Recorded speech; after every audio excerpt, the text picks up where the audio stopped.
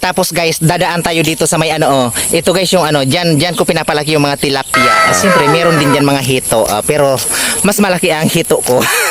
Ano, grabe. Oh, ang grabe ng bulaklak.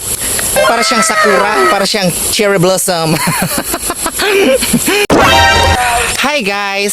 So ayan, pabalik na ako sa trabaho ngayon. So nakikita niyo yan?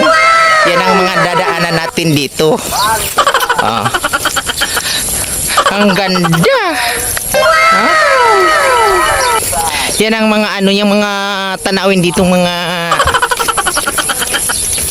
palay-palay. Ayan ayan guys, dito ako guys naglalakad sa gitna ng palayan. Kita ninyo yan? Ang ganda. Tapos andoon yung ano, andoon yung sikat ng araw. Super nice view. Wow, yan ang mga palay. Kikita nyo yan guys. Doon parte yung mga palayan ko. Ang lawak.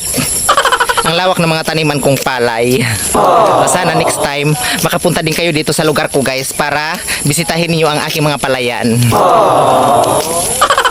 Tapos guys, dadaan tayo dito sa may ano, ito guys yung ano, diyan ko pinapalaki yung mga tilapia. So, diyan ako nagbabayong ng mga tilapia ko. Tapos hina-harvest ko siya pag malalaki na yung mga tilapia.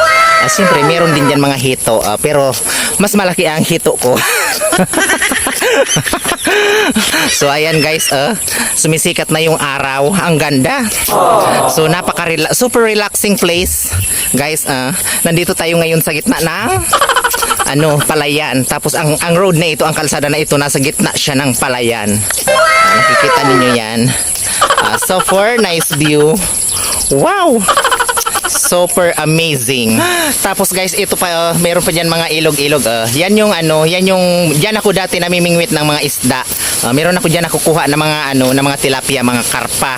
Tapos meron din diyan mga dalag. Tapos meron diyan kasili. Ang dudulas ng mga kasili, hindi siya mahuli-huli. Papakita ko sa inyo itong na ito, ang ganda ng puno na ito, yan, grabe. Ang grabe ng bulaklak. Para siyang sakura, para siyang cherry blossom. Ang ganda dito guys, nakikita nyo yan? Yan ang tinatawag na lavender fields. Kita nyo yan? Ang ganda, super amazing tree. Ito pa guys, meron din dito mga buko. So dyan ako kumukuha ng mga buko pag gusto ko mag buko juice. Nakikita nyo yan? So ayan guys, mamaya naman pagod na ako magpara-video. Bye-bye. Mwah.